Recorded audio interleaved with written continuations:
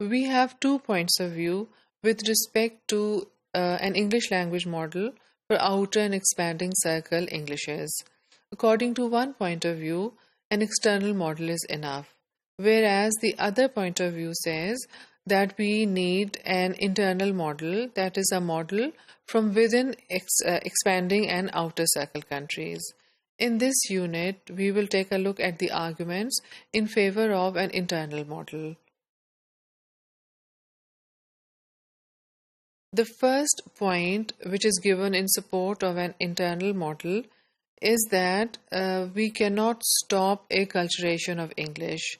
So, no matter how many claims we make that English and British or American culture are inseparable, we cannot stop the adoption of different cultures, new cultures that English is using by English, which means that the new socio-cultural context in which English is used in the outer and expanding circles is very different from the original social context of English. And now when English is used in a very different socio-cultural context, it is likely to adopt features of those new cultural contexts, and it is a phenomena which cannot be stopped. Secondly, it is also believed that a language is considered to be existing not when it has been codified, but when it is being used.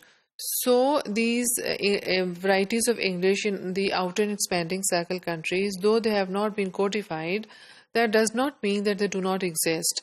Of course, there are millions of users of English who use their own varieties of English in these regions. So, what has happened or what has been happening for some time is that researchers have already been working on the features of these Englishes. So, we have enough material or we have enough work in this area where researchers have compiled various features of these Englishes, and dictionaries and grammar books are not yet ready, but work has started on the compilation of dictionaries and grammar books for these Englishes. And in case of some varieties of English, for example, Indian English, quite concrete efforts have been made towards the codification of this English. We also have an international corpus of English, which is being developed these days, which is a collection of samples of different varieties of English. And this material or this data is also available for different researchers to be used for different purposes, for different research purposes. So we can see that already work has started on the codification and standardization of these varieties.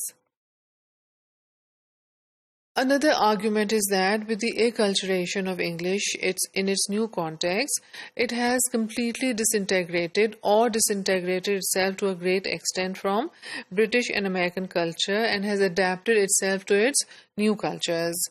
And this adaptation to its new culture has been made possible or has come about so swiftly because the range and depth of the use of English has increased in the outer and expanding circle countries.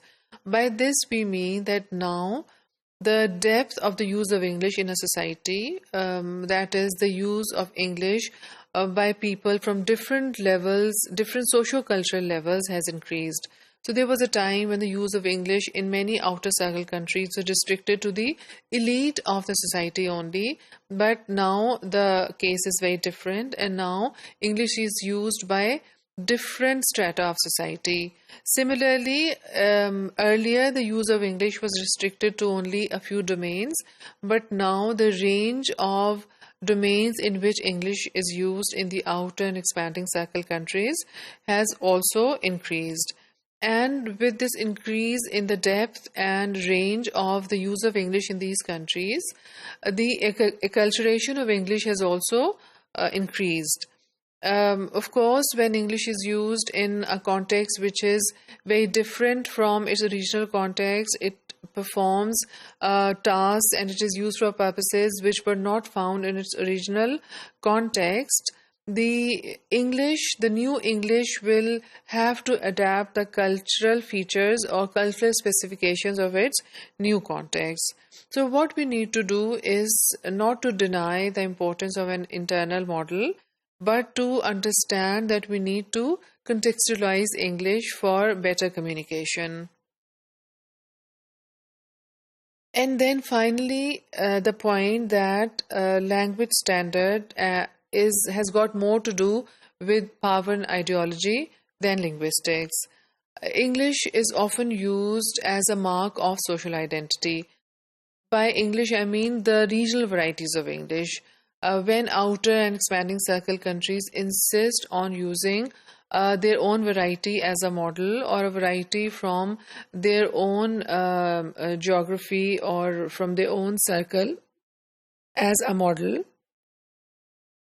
it is an effort to assert their own identity, to assert their own social identity, which is different from British or American identity. So it is strongly believed that these outer circle countries and outer circle varieties are a socio-linguistic reality, that it is varieties of a language which exist in different social contexts, and they also serve the purpose of marking the identity of their users. So, to not to deny the users of these new varieties of English their own identity, it is important, some researchers believe that it is important that an internal model is used for the codification of new varieties of English.